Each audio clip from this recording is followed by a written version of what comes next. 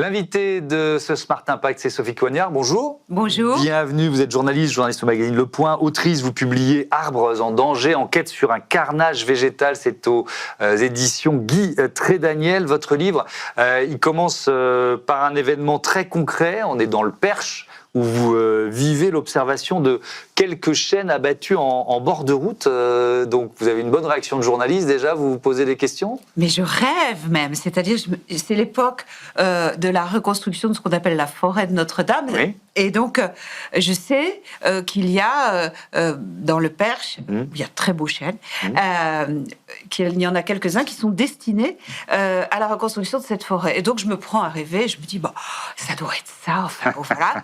Et puis, il se trouve que je dois déchanter 2-3 semaines après, quand j'apprends qu'en fait, comme me dit le propriétaire cette fois, bon, ça part en Chine.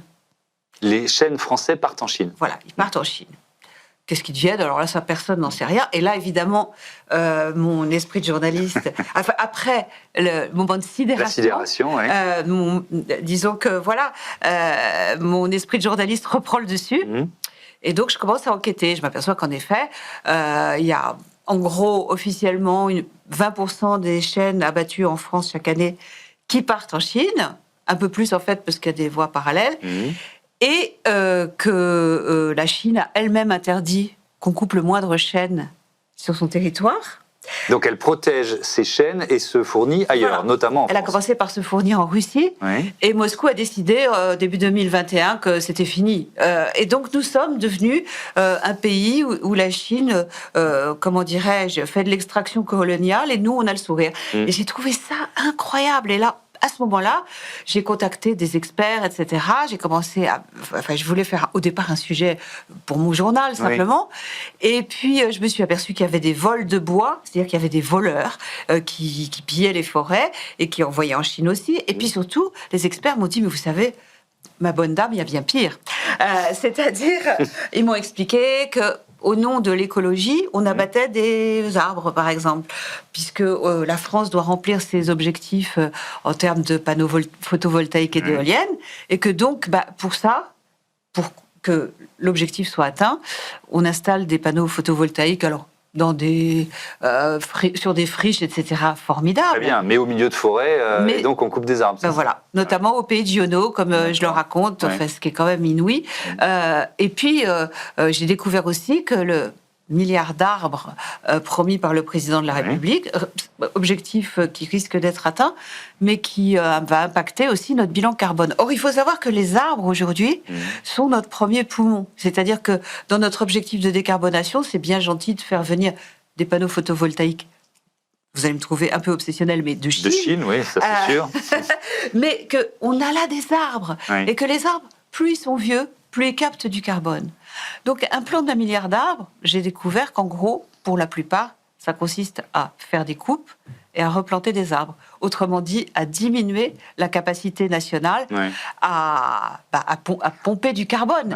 Alors, il y a un paradoxe que moi j'ai découvert avec votre livre. Selon l'inventaire forestier de l'IGN, la forêt couvre 17,6 millions d'hectares, 32% de la superficie de la France hexagonale et de la Corse. On n'a pas mis les territoires d'outre-mer là-dedans. Et en 85, c'était 14 millions d'hectares. Bon, donc je me dis, ça va mieux. On a de plus en plus d'hectares de forêt en France. Donc à la fois, on en a plus, mais on en a moins bien, c'est ça? Elle est en moins bonne santé? En fait, il y a un rapport de l'Académie des sciences qui date d'il y a à peu près 2 ans et qui a fait vraiment le point sur la question et qui dit, voilà, avec le réchauffement climatique, longtemps, le réchauffement climatique, c'était la fête pour les arbres parce que ça... Comment dirais-je, ça les dopait un peu. Sauf que maintenant, le réchauffement climatique, ça veut dire stress hydrique, ça veut dire sécheresse, et ça veut dire paradis des parasites. Parce que les arbres sont affaiblis, et que les parasites, eux, se reproduisent plus grâce à la chaleur, plus longtemps. Et donc, il y a plus de générations chaque année. Donc, mortalité multipliée en gros par 2, en 10 ans, enfin c'est plus 80%, donc voilà. Donc on a plus de superficie de forêt, mais avec des arbres en beaucoup moins bonne santé. Exactement. C'est ça? D'accord. Et d'autre part, en moins bonne santé et qui grandissent de moins, enfin ce qu'on appelle l'accroissement forestier, c'est-à-dire la manière dont grandit chaque arbre chaque année est en très nette diminution aussi. Pourquoi? Parce qu'on les coupe plus tôt? Non, enfin pas que, parce qu'il pousse moins vite à cause du stress hydrique, justement. D'accord, compris. Alors avec ce système-là que vous avez commencé à l'évoquer, mais des coupes rases, c'est ça, ou des coupes à blanc. Alors déjà, c'est quoi? Alors, ça veut dire quoi? Pour trouver une définition, rien que ça m'a pris... Voilà, parce qu'effectivement, chacun a sa petite définition. En gros, on va vous dire, non, c'est plus compliqué. En gros, ça consiste à prendre une parcelle et à tout raser dessus. D'accord. Tout raser tous les arbres à la fois. Ça endommage terriblement les sols. Et ça, les experts vous disent, les experts forestiers vous disent, en fait, un sol, ça met peut-être 100 ans, peut-être 200 ans, peut-être 300 ans à revivre comme auparavant, c'est-à-dire dans cette symbiose entre, vous voyez, toute la vie souterraine. C'est-à-dire que pour ne pas affaiblir ou appauvrir le sol, il faut laisser des arbres, ne pas tout couper d'un coup. Et il faut faire ce qu'on appelle, dès qu'on peut, ce qu'on appelle de la sylviculture mélangée à couvert continu, parce que dans mon livre, j'explique aussi qu'il y a des tas d'expériences qui réussissent. Oui, il nous reste 5 minutes, on va prendre le temps aussi de parler de ce qui marche. Et donc, voilà, quand on fait des coupes rases, on endommage le sol, on replante, mais les plants du milliard d'arbres, la plupart du temps, ils meurent. Ils meurent pourquoi? Parce qu'ils ne sont pas à l'ombre, puisqu'il n'y a plus d'ombre. Et comme il n'y a plus d'ombre, il y a une mortalité de 50% de ces nouveaux plants. Donc il faut replanter dans des sols qui sont terriblement endommagés. Ce que vous décrivez dans le livre, c'est que ces coupes rases, on est dans un modèle économique qui fonctionne notamment grâce à l'argent public, c'est ça? C'est en partie subventionné. Bien sûr.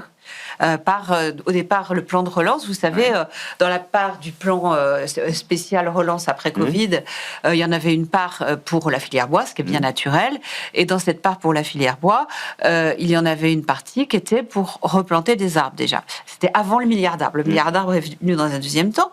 Donc, quand on dit qu'effectivement, on va replanter sur des forêts où les arbres sont morts, tout le monde vous dit, évidemment, dans l'est de la France, il y a des épicéas, comme vous le savez, qui sont dévastés. Si c'est la maladie ou un incendie, très bien. Mais il y a des critères assez larges que les pouvoirs publics ont mis en place.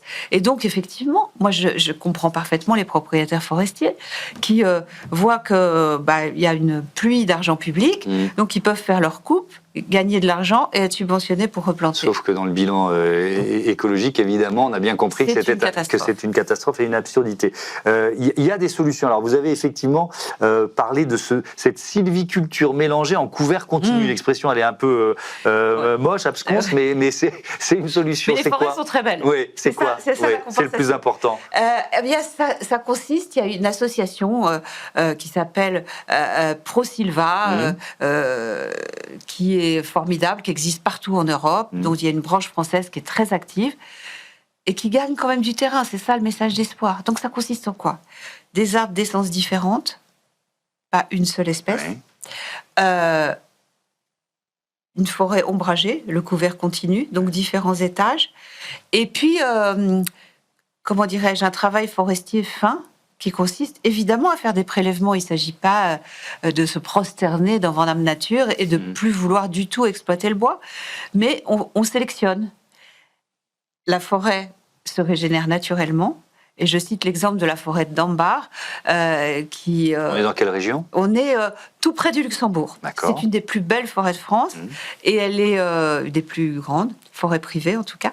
Et donc elle est gérée par le président de ProSylva, qui s'appelle Evrard de Turckheim, et auquel je rends hommage, parce que sa forêt non seulement est magnifique, mais elle n'a pas besoin du tout de plantation nouvelle. C'est-à-dire qu'elle est exploitée, et elle continue à se régénérer. Elle se régénérait par elle-même. Et le fait... Mais elle est exploitée. Elle est exploitée. Donc c'est ça, il n'y a pas d'un côté, comment dirais-je, des zadistes échevelés qui voudraient absolument tout mettre sous cloche, et de l'autre côté, une exploitation furieuse avec des coupes rases.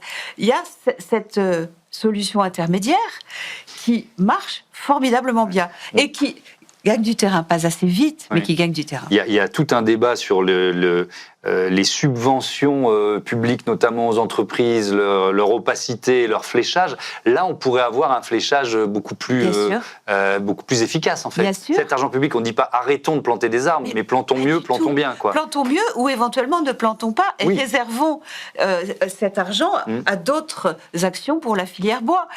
Donc effectivement, ce qui m'a beaucoup frappé en faisant cette enquête, c'est que l'argent public est fléché un peu bizarrement et que vous avez une espèce de guerre de tranchées entre, d'une part, disons-le, une sorte de lobby de toute la filière qui vend des plants. Il y a des entreprises très intégrées, elles vendent des plants, elles conseillent les forestiers, ensuite elles s'occupent des travaux et elles touchent un pourcentage sur les ventes. Et éventuellement, elles ont une entreprise de transport. Donc, vous voyez qu'elles n'ont pas tout à fait intérêt à ce que la forêt, comment dirais-je, fonctionne toute seule, si j'ose dire. Donc, vous avez eux d'un côté. De l'autre côté, vous avez des associations, notamment une association qui s'appelle Canopée Forêt Vivante. Le dialogue entre les deux est impossible. Les canopées forêt vivante, effectivement, ce sont des militants, mais ce sont des militants qui cherchent à rencontrer les parlementaires, le ministère, et vous expliquez dans le livre qu'ils sont caricaturés. Et ils sont caricaturés en écoterrorisme. Enfin, en écoterrorisme. J'exagère à peine. Merci beaucoup, Sophie Coignard. Il y a encore plein de questions, mais pour avoir les réponses, il faut lire votre livre qui est passionnant, Arbres en danger, enquête sur un carnage végétal. C'est aux éditions Guy Trédaniel. Voilà, c'est l'heure de notre débat. On va parler nucléaire, les petits réacteurs nucléaires en question.